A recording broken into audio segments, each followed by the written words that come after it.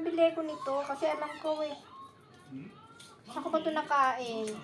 Yung kinakain doon sa La Union. Sa La Union.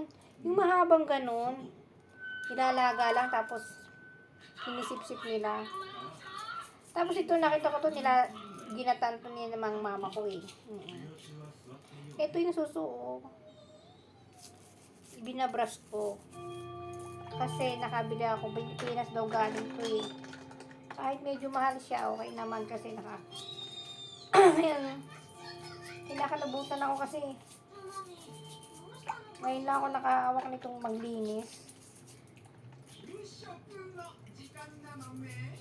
Tutula. Buhay pa siya oh, kahit na nailagay ko sa freezer.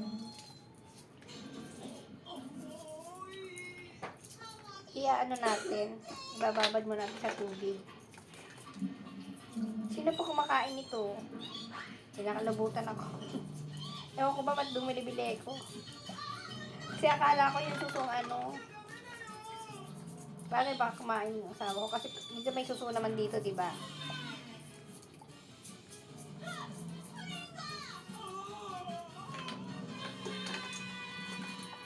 Para tayo nasa Pilipinas.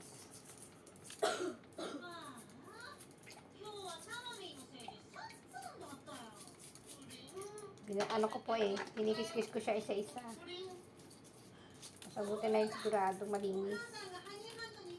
Tapos sabi gano'n sa akin ng binilang ko, pasukuhain ko daw. Paano ba sinusuka yan? Kala ko, sumuka ka. Yung pala ibabad para sa tubig.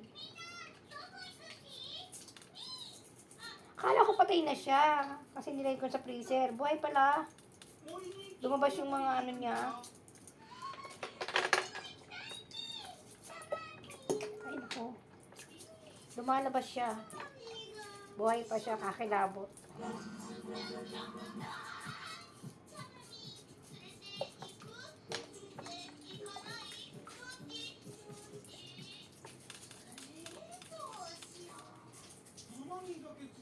Ayan no, lumalabas siya. Pero masarap to, di ba, pagata, no?